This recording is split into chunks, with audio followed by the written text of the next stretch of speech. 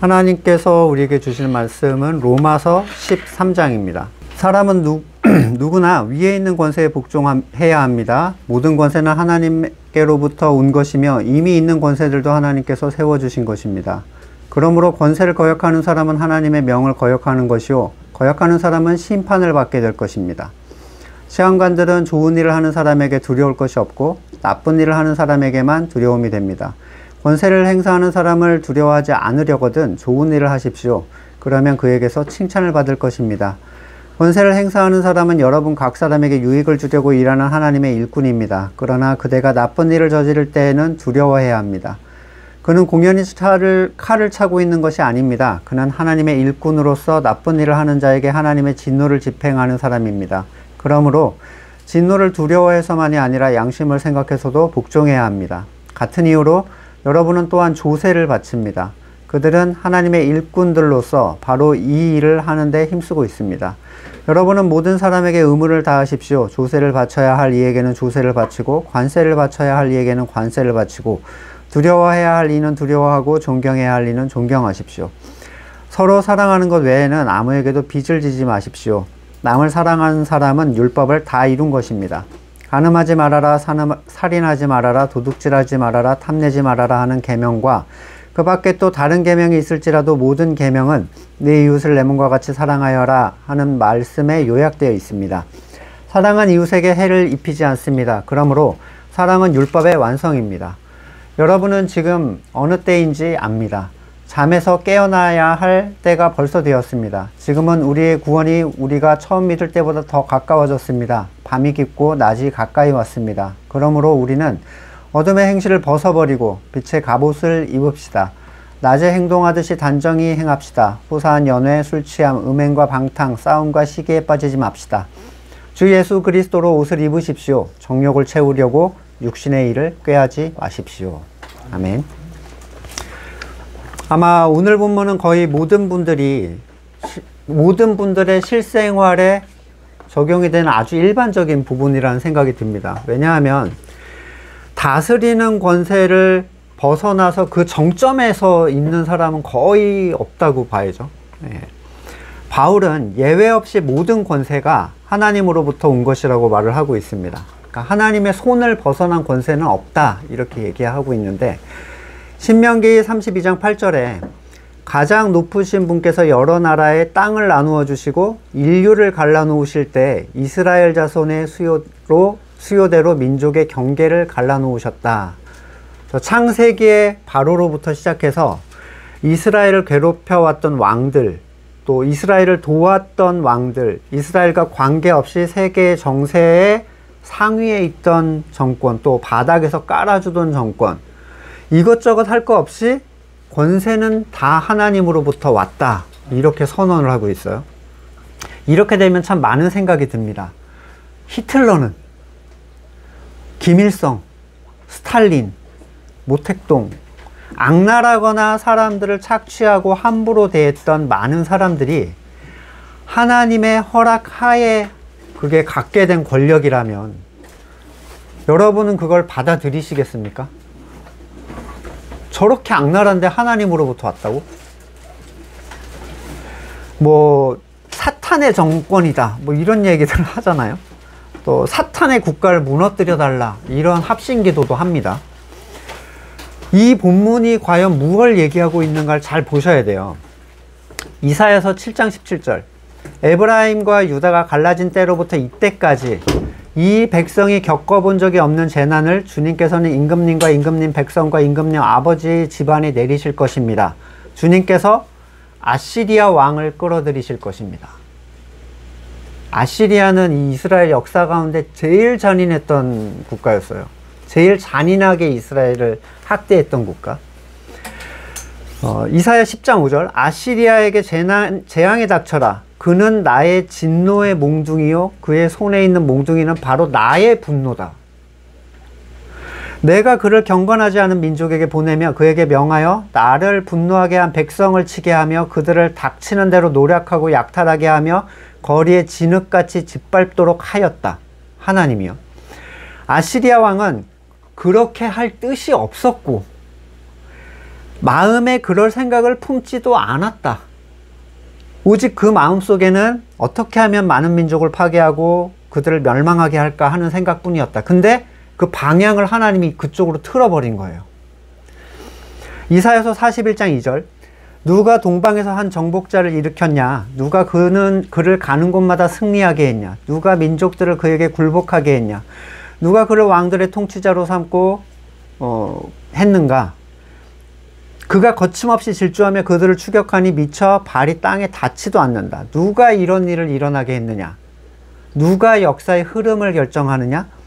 태초부터 나 주가 거기 있었고 끝날에도 내가 거기 있을 것이다. 그러니까 하나님 손 밖에서 일어난 역사적 사건이라는 게 없다는 거예요. 이사야 45장 7절, 나는 빛도 만들고 어둠도 창조하며 평안도 주고 재앙도 일으킨다. 나 주가 이 모든 일을 한다. 욥기 보시면 재앙을 일으킨 게 사탄 같지만 허용하에 일어난 일이었다는 걸 우리는 주목해야 돼요. 출애굽기 4장 11절, 주님께서 그에게 말씀하셨다. 누가 사람의 입을 지었느냐? 누가 말 못하는 일을 만들고 듣지 못하는 일을 만들며 누가 앞을 볼 수 있는 사람이 되게 하거나 못 보는 사람이 되게 하느냐? 바로 나 주다. 생각할 수 있어요. 악한 왕이나 권세도 하나님의 뜻에 의해서 결정이 됐다고요? 심지어 불행한 일, 악행도 하나님이 주관자라고요? 사실 이 주권을 받아들이면 세상이 가진 선한 신에 대한 이미지를 다 깨놓습니다. 사랑의 하나님은 착해야 돼. 이거잖아요. 세상이 생각하는 거. 신이 있다면 어떻게 이런 일이 일어날 수 있냐. 이거잖아요. 근데 성경은 그거 내가 한 거야. 이렇게 얘기하고 있어요. 하나님이 선이라는 의미보다는 하나님은 내가 생각하는 선을 행해야 한다 라는 질문인 거잖아요. 어떻게 신이 있다면 이런 일이 일어날 수 있어? 그들이 머리로 생각하는 하나님의 이미지는 성경에서 묘사하는 하나님과는 전혀 다른 하나님입니다. 우리는 성경이 뭐라고 얘기하는 걸 봐야 돼요. 그래야 하나님을 바르게 살펴볼 수 있어요. 그냥 하나님에 대한 나의 상상, 막연한 이미지 말고 성경이 하나님을 뭐라고 얘기하는가. 특별히 정치나 권력에 대한 인정. 이게 자기 선과 굉장히 깊이 맞물려 있는 영역이에요. 이걸 말씀 안에서 순복하는 일은 쉬운 일이 아니에요. 성경을 그대로 받아들인다는 것은 선악의 주권을 하나님께 넘겨드리기 전에는 어려운 일입니다. 말씀을 들어보고 내 마음에 맞으면 받고 아니면 하나님의 뜻일 리가 없다고 말하는 일들이 예레미야 때 있었어요. 정치적 상황이에요. 예레미야 42장 5절. 지금 어떤 상황이냐면 바벨론이 이스라엘을 멸망시키려고 막 다가와. 엄청난 세력이. 그랬더니 얘네가 이집트로 도망가서 이집트한테 원조를 요청하려고 합니다. 근데 그 전에 예레미야 얘기를 들어보자. 그래서 예레미야한테 42장 5절에서 이렇게 얘기해요. 예레미야한테 약속했다. 진실하고 신실한 증인이신 주님을 두려워하면서 맹세합니다. 우리는 정말로 예언자님이 하나님이 주신 주님께서 예언자님을 보내셔서 우리에게 전하여 주신 말씀대로 행동할 것입니다. 우리가 예언자님을 우리의 하나님께 보내는 것은 그분의 응답이 좋든 나쁘든지 간에 우리가 그 말씀에 순종하려 하기 때문입니다. 주 우리 하나님의 말씀에 순종하면 우리가 복을 받을 것입니다. 이렇게 얘기를 했어요. 근데 예레미야가 한 얘기가 항복해라. 바벨론에게 잡혀가는 게 하나님의 뜻이다. 이랬더니 돌변해요. 42장 19절에 유다에 살아남은 여러분, 주님께서 여러분에게 이집트로 가지 말라고 말씀하셨습니다. 여러분이 분명히 아시는 대로 나도 오늘 여러분에게 같은 경고를 했습니다. 여러분은 나를 여러분의 하나님이신 주님께 보내면서 나에게 간구했습니다. 주 우리 하나님께서 하나님께 우리를 위해 기도드려 주십시오. 그리고 주 우리 하나님께서 말씀하시는 것이면 무엇이든 우리에게 알려주십시오. 우리가 그대로 실천하겠습니다. 하고 간구했습니다. 그러나 여러분은 이 일로 치명적인 실수를 저질렀습니다. 나는 오늘 여러분에게 이 모든 걸 다 알려드렸습니다. 그런데 여러분은 나에게 청해서 여러분의 하나님 주님의 말씀을 들었는데도 그대로 따르지 않았습니다. 그러므로 이제 여러분이 가서 정착하기를 바라는 그곳에서 전쟁과 기근과 연병으로 죽는다는 것을 확실하게 알아두십시오. 43장 2절에 이렇게 이제 이 얘기를 듣고 이 사람들이 이렇게 반응해요. 호사야의 아들 아사랴와 가레야의 아들 요하난과 고집이 센 모든 사람이 예레미야에게 얘기했다. 당신은 거짓말을 하고 있어. 주 우리 하나님께서 당신에게 우리가 이집트로 가서 머무르게 해서는 안 된다는 말씀을 전하게 하셨을 리가 없어. 이건 틀림없이 네리야의 아들 바룩이 우리를 바벨로니아의 사람에게 손에 넘겨주어 그들이 우리를 죽이거나 바벨로니아로 잡아가도록 하려고 당신을 꾀은 것이요. 가레야의 아들 요하난과 모든 군지관과 백성은 유다 땅에 머물러 살라는 주님의 말씀을 듣지 않았다. 자, 권세에 대한 바울의 명령. 이게 이제 권세를 인정하지 않는 거예요. 말씀에 근거해서 이렇게 하라고 했다 했는데 아니야. 그럴 리가 없어. 거부했죠. 권세에 대한 바울의 명령은 우리의 정치적인 모든 가치를 다 무력화시켜요. 정치 때문에 열받는 일이 많죠. 정치 때문에 열받는 일이 많아요. 어느 쪽에 속해 있던 상관없이 열받는 일은 많단 말이에요. 세상 어느 나라도 변함없이 정상을 유지한 나라가 없어요. 그 날고기던 이집트, 아수르, 바벨론, 페르시아, 몽고, 중국, 로마, 영국, 일본, 소련, 미국 등등등 세상의 정상에서 세상을 두렵게 만들던 그 국가들은 서서히 또는 급박하게 그 힘이 다른 곳으로 이동되는 걸 보게 됩니다. 자, 하나님이 그렇게 하시겠다 하면 우리는 거기에 대해서 선악의 여부를 논할 이유가 없어요. 그게 성도인 거죠. 하나님이 그렇게 하시겠다라고 하면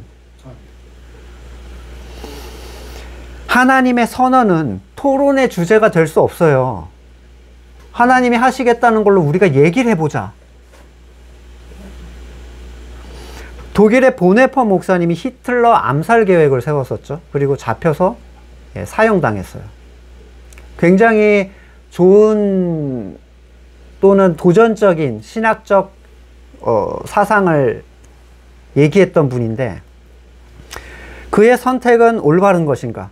미친 사람이 운전대를 잡고 다니도록 놔두는 것은 옳지 않다. 이렇게 해서 이제 암살하려고 했는데 우리도 누군가가 마음에 들지 않으면 그가 세상적 기준에 합하지 않으면 또는 내 마음에 들지 않으면 정의를 위해서 그를 해야 할 계획을 세워도 되는 건가요? 우리도?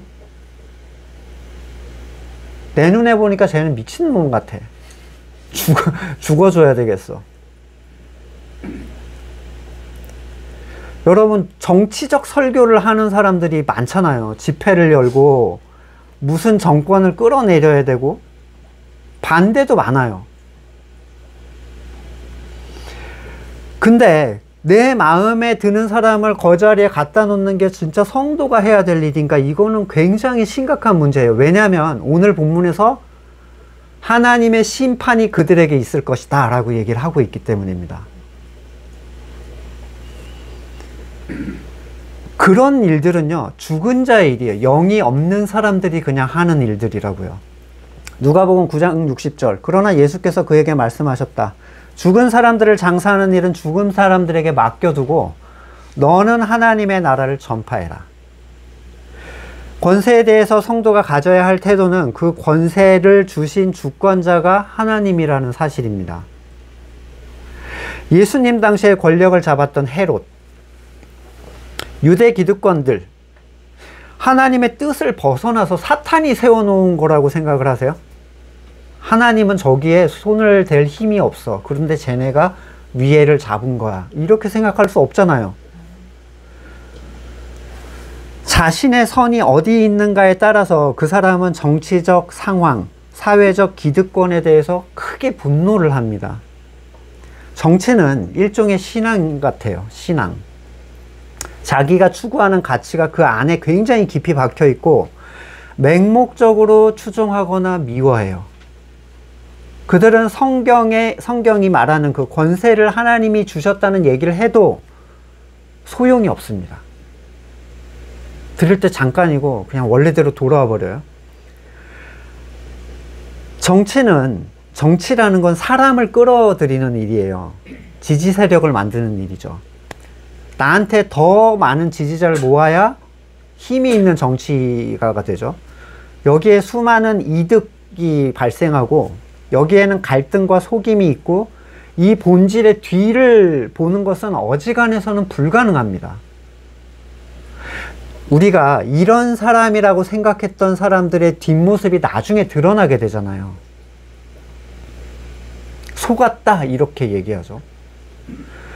성도에게 어느 정부가 정권을 잡았던 그건 전혀 중요한 게 아니에요.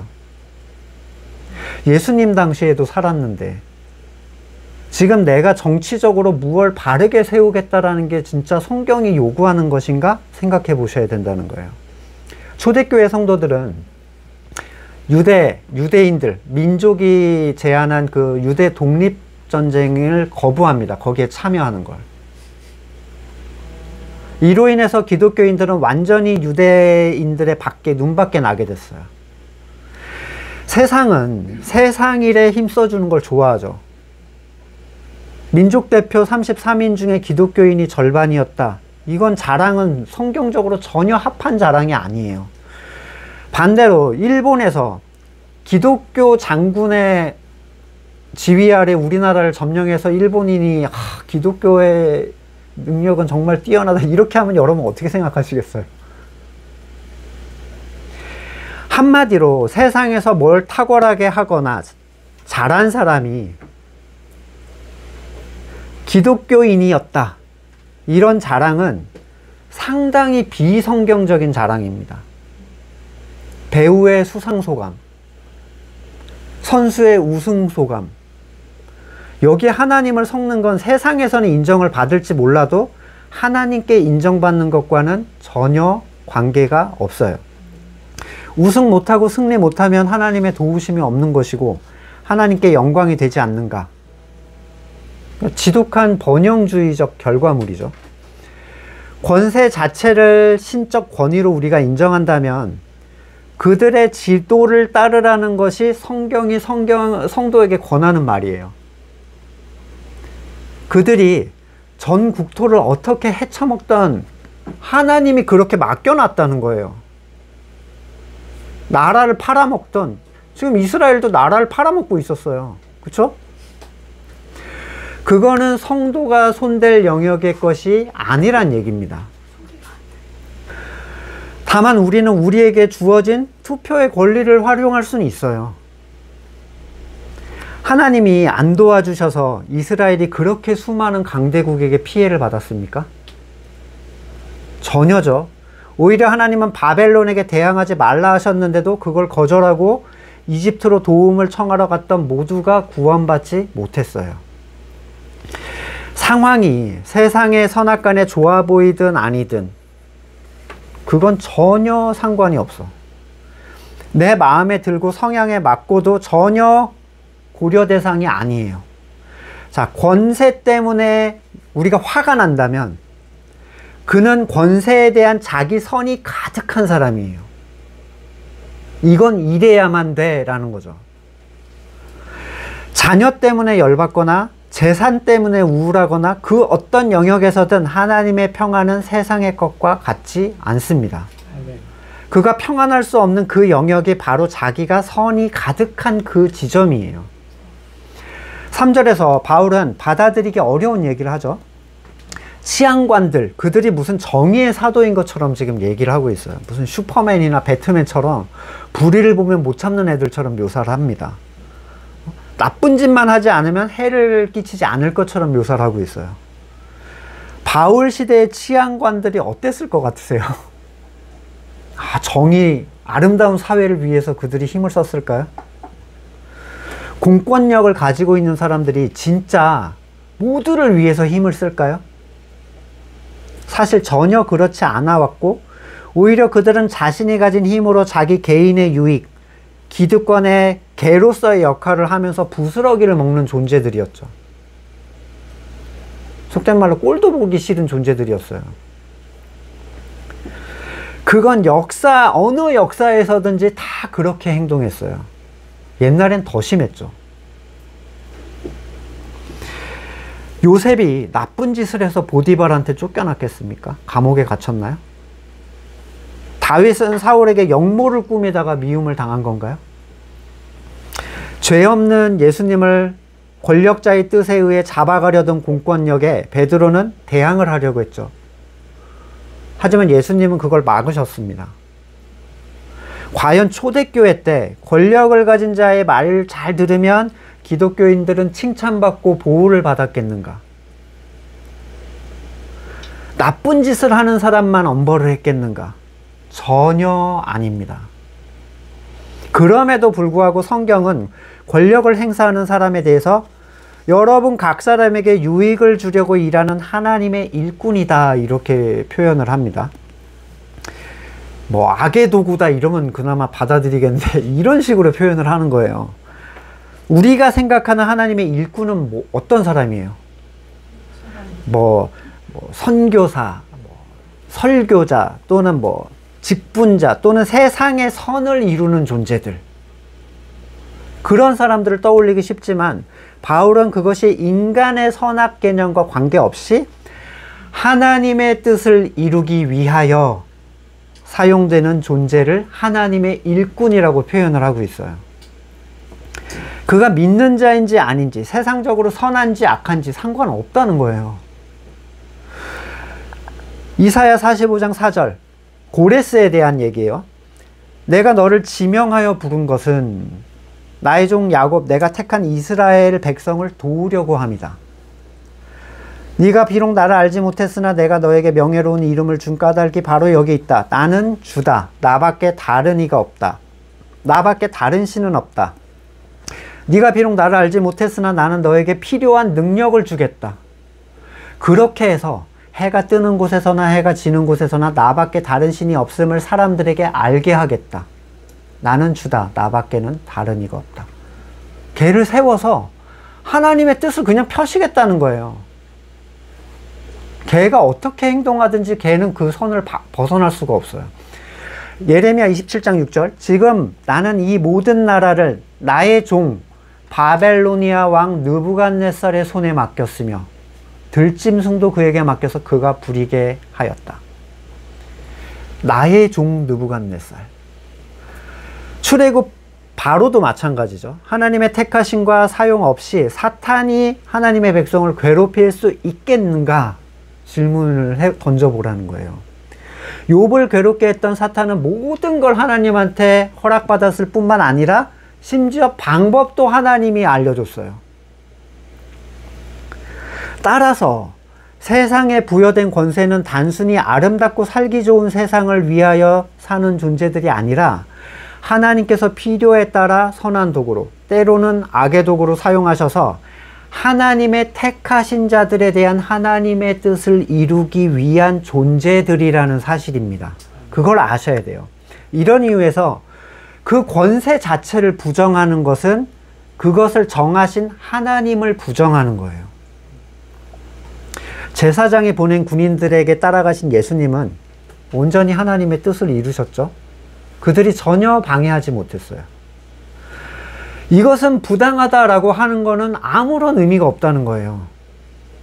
왜냐하면 권세 자체는 하나님 손 안에 있기 때문에. 하나님은 부당한 권세를 바라보시는 게 아니라 거기에 대한 하나님의 백성의 태도를 바라보시는 분이에요. 베드로전서 2장 13절, 여러분의 인간이 세운 모든 제도를 주님을 위해 복종하십시오. 주권자인 왕에게나 총독들에게 그렇게 하십시오. 총독들은 악을 행하는 사람의 벌을 주고 선을 행하는 사람에게 상을 주려고 왕이 보낸 이들입니다. 선을 행함으로 어리석은 자들의 무지한 입을 막는 것이 하나님의 뜻입니다.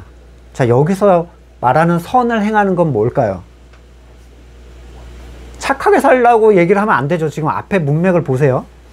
권세가 정한 제도와 법을 하나님의 주권으로 인정하고 따르는 삶이에요. 그것을 부여하신 하나님의 뜻에 순종하는 거예요. 그러나 그것이 주권자 되시는 하나님과 그리스도의 복음 자체를 부정하는 것이 된다거나 성경의 말씀을 부정하는 게 된다면 단호하게 대처할 수 있어야 되겠죠. 뭐 신사참배를 하라고 했다든가 황제를 섬기라고 했다든가 그거를 성경에서 그렇게 하라고 했다라고 순종한 사람은 너무 무지한 사람이죠. 너무 하나만 보는 사람이고. 베드로전서 2장 16절 이어서 선을 행함으로 어리석은 자들의 무지한 입을 막는 게 하나님의 뜻인데, 자, 여러분 자유인으로 사십시오. 그 자유를 악을 행하는 구실로 쓰지 말고 하나님의 종으로 사십시오. 모든 사람을 존중하고 믿음의 식구를 사랑하고 하나님을 두려워하며 왕을 공경하십시오. 하인으로 있는 여러분, 극히 두려운 마음으로 주인에게 복종하십시오. 선량하고 너그러운 주인에게만 아니라 까다로운 주인에게도 그렇게 하십시오. 여러분, 이 권세를 가지고 저 장로한테 복종해야 된다, 뭐 교단에 복종해야 된다, 이렇게 얘기하는 사람이 있는데 그 얘기가 아니에요. 지금 종과 하인은 뭐예요? 벗어날 수 없는 관계예요. 그 틀에서. 벗어날 수 없는 관계에서 하나님이 하시고 싶은 일이 있다는 거예요. 그러니까 못된 회사 사장 밑에서 고통받아라, 이게 아니라는 얘기입니다. 억울하게 고난을 당하더라도 하나님을 생각하면서 괴로움을 참으면 그건 아름다운 일입니다. 죄를 짓고 매를 맞으면서 참으면 그게 무슨 자랑이 되겠습니까? 그러나 선을 행하다가 고난을 당하면서 참으면 그건 하나님께서 보시기에 아름다운 일입니다. 바로 이것을 위해서 여러분이 부르심을 받았습니다. 그리스도께서는 여러분을 위하여 고난을 당하심으로 여러분이 자기 발자취를 따르게 하시려고 여러분에게 본을 남겨놓으셨습니다. 베드로는 다소 묘한 발언을 하는데 선을 행하다가 고난을 참는 것, 이걸 위해서 부르심을 받았다는 거예요. 왜냐하면 예수님도 같은 고난을 당하셨고 이 고난은 세상 속에서 자기를 부인하는 존재들에게만, 그러니까 하나님을 인정하는 존재들에게만 발생하는 어려움과 괴로움이 될 거기 때문입니다. 자, 세상이 내 마음에 들어야 된다, 이렇게 생각하는 세상의 주인된 자들에게는 이런 고난이 없어요. 참으면서 그 자리를 지키는 고난이라는 게 있을 필요가 없죠. 하나님의 백성에게는 그 권세가 어떤 방향으로 사용되든 간에 합하여 선을 이루게 하나님은 만들어 놓으셨어요. 그런 이유에서 두려워할 필요도 없고 분노할 필요도, 우울할 필요도 없어요. 그들은 4절의 본문에서처럼 하나님의 진노를 집행하는 사람들이라고 얘기하는데, 그런 관점에서 보면 그들의 존재 자체로 우리는 하나님을 바라보게 됩니다. 그러니 정치적 세력의 휘둘림에 휘둘리지 말고 분을 내거나 누구를 미워하는 일이 없어야 되겠죠. 그런 태도는 이런 거예요. 하나님이 일을 똑바로 못 하신다, 이거랑 똑같은 태도라고요. 왜냐하면 주권자를 하나님이 그렇게 줬다는데, 아, 이딴 사람한테 주고 있어, 일이 이런 식으로 하실 거예요, 이거랑 똑같은 거예요. 6절에서 조세에 대한 부분들 같은 관점에서 얘기하는데, 조세는 권력자들이 세우죠. 정하는 거예요. 정치는 결국 세금을 어떻게 사용할 것인가의 문제입니다. 그들이 하나님의 일꾼으로서 그 일을 한다는 의미는 세상의 권력과 힘은 하나님께서 세상을 무너지지 않게 지키시는 방식이에요. 지금 미국에 교도소에 자리가 없다 그래가지고 $950 이하의 범죄는 경범죄로 취급을 하고 경찰이 출동을 안 한대요. 국가의 반영이 안 되니까. 지금 미국 마트 약탈당하는 거 보셨어요? 야, 무법천지도 이런 이게 미국이란 말이야? 이런 생각이 들어요. 1년에 160조를 털어간대요. 애플 1년 영업이익이 160조인데 그만큼을 미국에서 마트를 털어가는 거예요, 이 사람들이. 근데 아무도 경찰이 안 와. 자, 뭔가 법이 있고 통제를 한다는 건 그 힘이 내 마음에 들든 들지 않든 그 사회를 지켜주는 힘이 됩니다. 공산주의든 민주주의든 간에, 자유주의든 간에 법이 제거되면 세상은 무법천지가 돼요. 순식간에. 이런 이유에서 권력을 세우신 분은 하나님이시고 이것은 세상을 보호하기 위한 하나님의 방식이며 이게 성도의 구원에 추호도 영향을 끼치지 못한다 라는 사실을 알면 우리는 권세에 대한 어떠한 미움이나 분노로부터 자유해질 수 있어요. 8절, 사랑하는 것 외에 빚을 지지 마라. 어떤 의미에서 사랑은 빚을 남긴다 라는 의미가 되는데, 받은 사랑은 받은 대로, 준 사랑은 준 사랑대로 빚을 남기는데, 이 빚은 그 개인에게 진 빚이 아니에요. 머리에게 진 빚이죠. 왜냐하면 누군가 사랑을 당신에게 흘려보냈다면 그건 머리가 시켜서 한 거예요. 여러분이 누군가에게 사랑이 되었다면 그것도 내가 역시 한 게 아니기 때문에 그에게 바랄 게 없어요. 내가 니한테 이렇게 해줬는데 라고 할 수 없다는 거예요. 고린도전서 13장 4절, 사랑은 오래 참고 친절합니다. 사랑은 시기하지 않고 폼내지 않으며 교만하지 않습니다. 사랑은 무례하지 않으며 자기의 이익을 구하지 않으며 성내지 않으며 원한을 품지 않습니다. 사랑은 불의를 기뻐하지 않으며 진리와 함께 기뻐합니다. 사랑은 모든 걸 덮어주며 모든 걸 믿으며 모든 걸 바라며 모든 걸 견딥니다. 이러한 사랑의 특징은 우리가 그걸 파악하고 그걸 조건대로 맞춰라 이 얘기가 아니라 하나님으로부터 온 사랑이 드러내는 특징들이다 라고 설명을 하는 건데, 특히 13장 6절에 사랑은 불의를 기뻐하지 않으며 진리와 함께 기뻐한다. 형제 사랑의 한 모습으로서 기뻐하는 모습을 언급을 하고 있어요. 기쁨의 상태. 단지 어떤 조건에 의해서 누군가와 함께 기뻐하는 것이 형제 사랑의 한 모습이라는 건데, 이 사랑의 근원에는 진리가 있습니다. 참된 진리에 함께 연합한 자들은 함께 기뻐하게 돼요. 불의를 기뻐하지 않는 것도 사랑의 한 모습이에요. 불의를 괜찮아 나는 다 포용할 거야 이게 사랑이 아니라 불의는 기뻐하지 않는 것도 사랑이라고 분명히 선언을 하고 있어요. 세상이 생각하는 사랑의 모습은 누가 봐도 좋게 봐줄 만한 거죠. 따뜻하고 온화하고 항상 웃고 양보하고 포용하고 눈 감아주고. 그러나 성경의 사랑은 다릅니다. 특별히 성도 안에서의 사랑은 세상을 너그럽게 보는 거랑은 달라요. 우리 교회는 오픈돼 있어요. 아무나 오세요. 뭐 거듭나든 아니든 상관없습니다. 뭐 다 그렇게 거듭나는 거죠. 뭐 이러잖아요, 세상은. 성도는 한 말씀을 먹는 하나의 지체로서 자기의 가족됨을 알아볼 수 있어요. 그 사랑이 그래서 자연스럽게 흘러나옵니다. 심지어 내가 의도하지 못하는 동안에 그 사랑의 모습을 그는 흘려보내게 돼 있어요. 혀가 발꿈치를 사랑하기 위해서 어떻게 해야 돼요? 핥아줘요? 내가 할 수 있는 건 핥아주는 것밖에 할 수 있는 게 없어요. 이러겠어요? 그 자리에 잘 붙어서 자기 기능을 하면 돼요. 그 혀는 자기 역할을 다함으로써 다른 지체를 위하게 되는 거예요. 일체성과 지체의 다양함을 생각한다면 자기가, 그러니까 1대1 관계로서 내가 뭔가를 걔한테 해줘야 된다라는 걸로는 사랑이 이루어지기 거의 힘들다는 걸 발견하게 됩니다. 사랑할 수 있는 때, 방식, 능력을 머리로부터 공급받는 것이기 때문에 고민하기보다는 머리에 잘 붙어 있고자 하는 열정, 그 소망, 그 간절함이 훨씬 중요하겠죠. 바울은 남을 사랑하는 사람이 율법을 다 이룬 것이다 라고 얘기하는데, 예수님께서는 그 많은 율법의 요약을 이렇게 얘기해 주셨어요. 마태복음 12장 29절에 첫째는 이것이다. 이스라엘아 들어라. 우리 하나님 주님은 오직 한 분이신 주님이다. 네 마음을 다하고 목숨을 다하고 뜻을 다하고 힘을 다해서 너희 하나님 주님을 사랑하여라.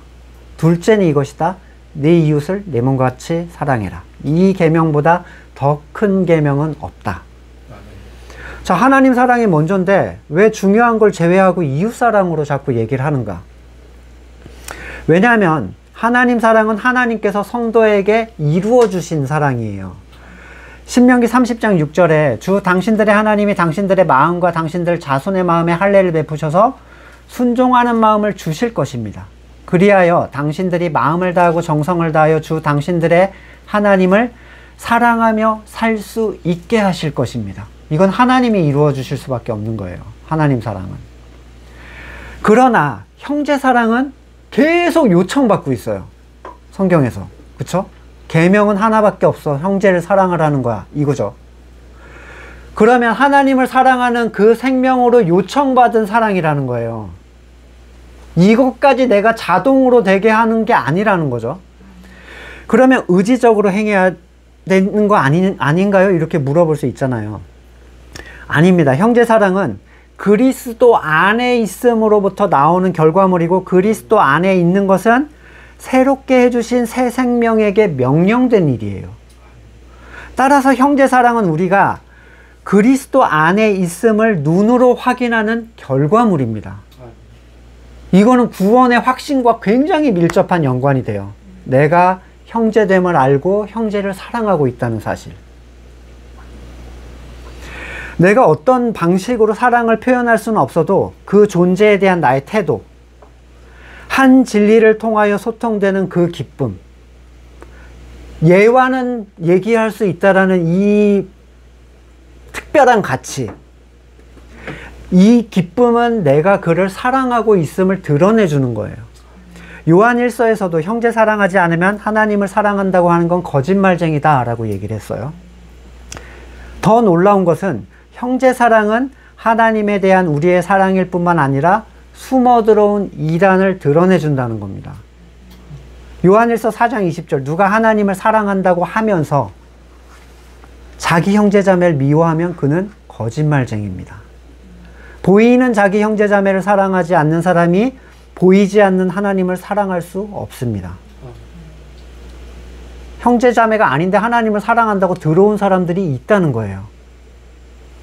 근데 형제 사랑은요, 여러분, 어거지로 절대로 안 됩니다. 해보셨죠? 어거지로는 절대로 안 돼요.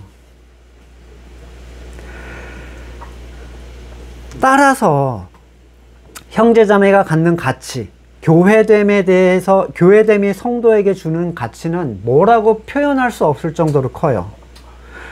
홀로 있는 사람은 숨어 들어온 거짓말쟁이가 누군지, 그 말씀이 진짜인지 가짜인지를 분별해낼 수가 없어요. 너도 한번 먹어봐, 이렇게 할 수 없잖아요. 우리 음식 이상하면 여보 당신 한번 먹어봐 그러잖아요. 누구한테 먹어보라고 할 거야?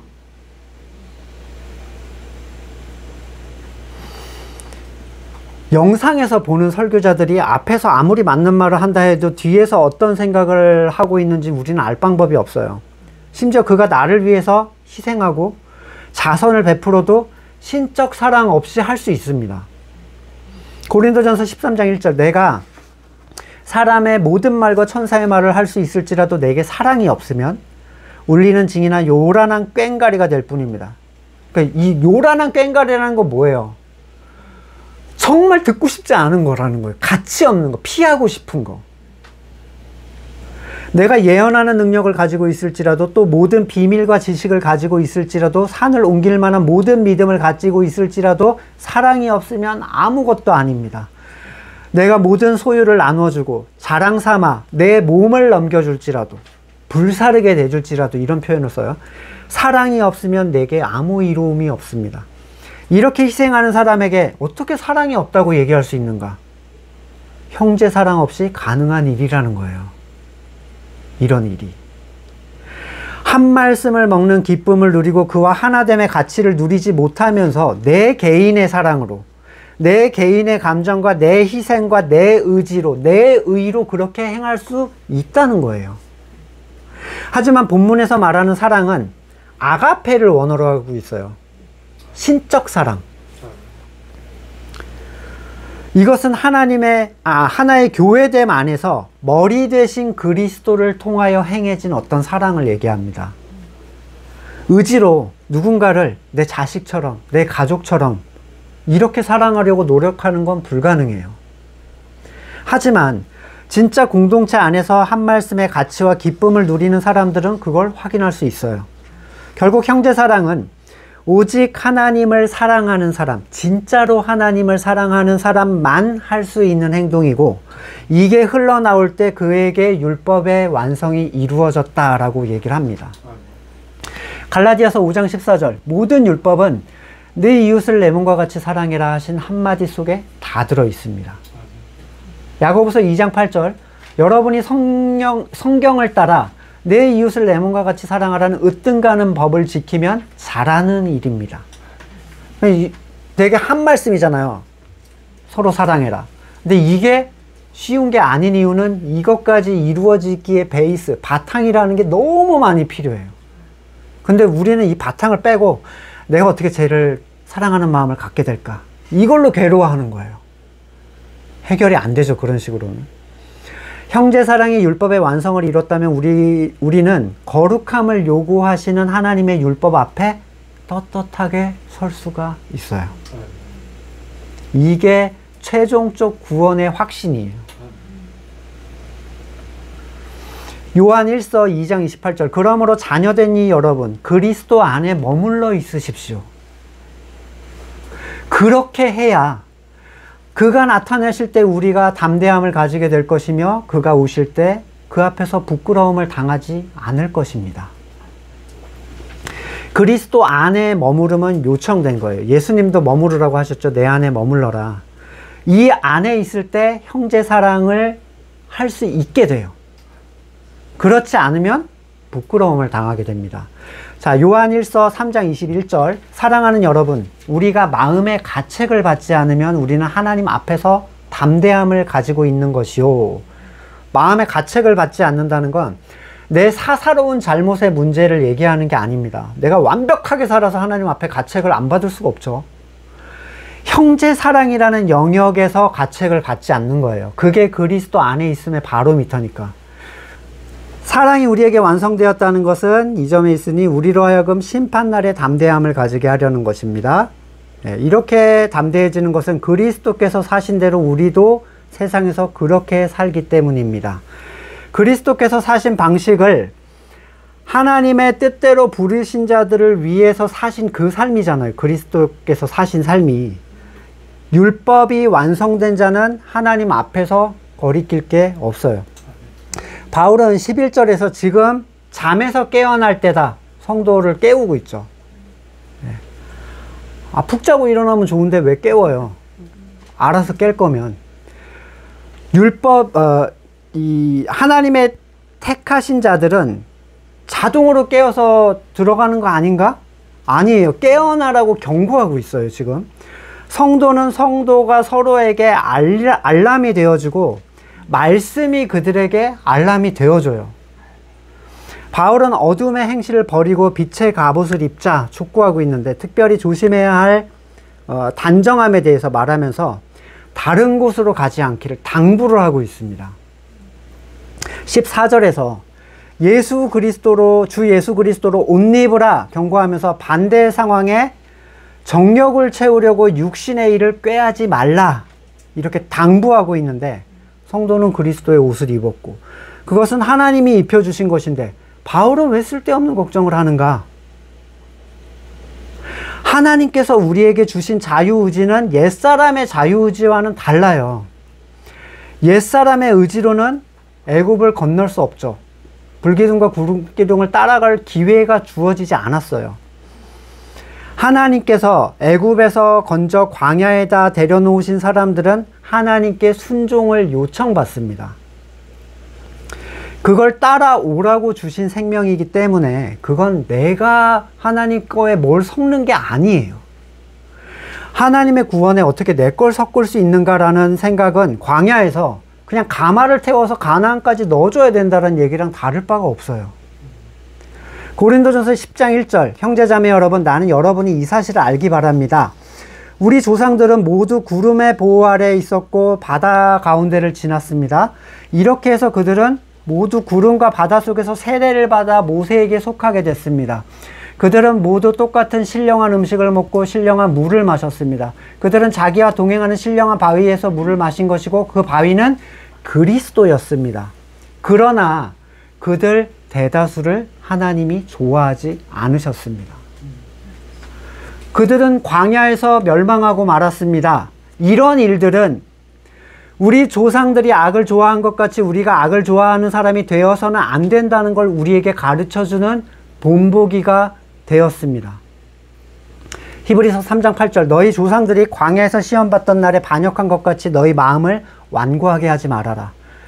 4장 1절로 넘어가면 그러므로 하나님께서 주시는 안식에 들어가리라는 약속이 남아있는 동안에 거기서 미치지 못하는 사람이 아무도 없도록 두려운 마음으로 조심하십시오. 그러므로 우리는 이 안식에 들어가길 힘씁시다. 아무도 그와 같은 불순종의 본을 따르다 떨어져 나가는 일이 없도록 해야 되겠습니다. 하나님의 말씀은 살아있고 힘이 있어서. 여기서 말씀이 나오는 거예요. 이것 때문에. 어떻게 우리가 안 떨어지려고 해? 말씀이 그걸 드러내 줄 거라는 거예요. 하나님의 말씀은 살아있고 힘이 있어서 어떤 양날칼보다 날카롭습니다. 그래서 사람의 속을 꿰뚫어 혼과 영을 갈라내고 관절과 골수를 갈라놓기까지 하며 마음에 품은 생각과 의도를 밝혀냅니다. 이게 진리인 거예요. 이 말씀과 함께 하는 게 그 기쁨을 누리는 게 진리와 함께 기뻐하는 거예요. 하나님 앞에서는 아무 피조물도 없고 숨겨진 것이 없고 모든 것이 그 눈앞에 벌거성리로 드러나 있습니다. 말씀 얘기하죠. 우리는 그 앞에 모든 걸 꺼내놔야 합니다. 말씀 앞에 서서 자기를 부인하는 것은 광야에서 구름기둥과 불기둥을 따라 가나안까지 이동하는 모든 여정을 의미합니다. 그리스도로 옷 입는 것은 기록된 말씀에 근거하여 자기 선과 의를 부인하고 십자가의 길을 걷는 여정이고 이건 요청된 거지 자동이 아니에요. 성경에 기록된 떨어짐에 대한 얘기는 계속 있어 왔고 앞으로도 어떤 성경을 보든지 계속 등장할 거예요. 그리스도로 옷 입은 것에 대하여 반대 자리에 뭘 얘기하죠? 정욕을 채우려고 육신의 일을 꾀하는 것. 뭐 돈 욕심 부리고 간음하고 유흥하고 뭐 누구 살인하고 이런 것만 생각하는 분들이 있는데 성실하게 살고 종교적인 헌신하고 착하게 살고 기부 많이 하고 얼마든지 자기 선과 자기 의에 의해서 할 수 있어요. 얼마든지. 교회 밖에서 얼마든지 할 수 있다고요. 그런 건. 스스로 선을 추구하고 스스로 의를 채우는 모든 삶은 그리스도의 입은 옷을 벗어버리는 행동이에요. 이 기준은 오직 말씀이 우리에게 알려줍니다. 오늘 본문은 말씀 안에서 성도가 서로 하나됨의 가치를 누리고 사랑할 수 있으며 또한 그리스도의 십자가의 길을 걸어가는 요청도 말씀 안에서만 이루어진다는 사실을 분명하게 얘기해주고 있습니다. 벗어날 수 없는 세상의 권세, 우리는 다 누군가의 권세 아래 있어요. 그 앞에서 자기의 선에 대한 가치를 드러낼 수 있기를. 그래서 깨끗하게, 여러분 말씀 앞에 꺼내놔야죠. 그리고 깨끗하게 이걸 부인하고 인정할 수 있는 우리가 되길 원해요. 저는 더 이상 정치 상황에 분노하지 않기를 원합니다. 저 스스로가. 네. 괜찮아. 하나님이 그에게 맡기신 권세고 나는 그걸 인정해. 그건 내 선악의 틀과는 아무 관계가 없어요. 하나님이 보시는 것은 성도가 그 앞에서 어떤 태도를 보이는가예요. 이것은 기록된 말씀에 근거한 요청이고 우리가 이 안에서 하나님을 인정하는 존재로서 드러날 수 있기를 간절히 소망합니다. 말씀을 놓고 같이 잠깐 기도하시면서 네, 시간은 좀 많이 드릴 테니까 나눔에 대한 부분들을 조금 정리해서 우리가 나눌 수 있도록 같이 기도하시고 또 생각도 해볼 수 있기를 원합니다. 세상에 대한 우리의 태도를 통해서 우리의 선이 얼마나 많이 남아있는지 또한 발견하게 됩니다. 그 어떤 세상적 차이도 성도의 하나됨을 방해하지 못함을 고백합니다. 그리스도 예수 안에서 한 말씀으로 더 단단히 하나가 되게 하시고 모든 사라지는 가치들로부터 우리를 자유롭게 하여 주시옵소서. 이제는 우리 구주 예수 그리스도의 은혜와 하나님의 사랑과 성령의 교제케 하심이 형제를 사랑함으로써 율법의 완성을 이루어가기를 소망하는 우리 성도들과 그의 삶의 자리 가운데 이제로부터 영원까지 함께 하시기를 간절히 축원드립니다. 아멘.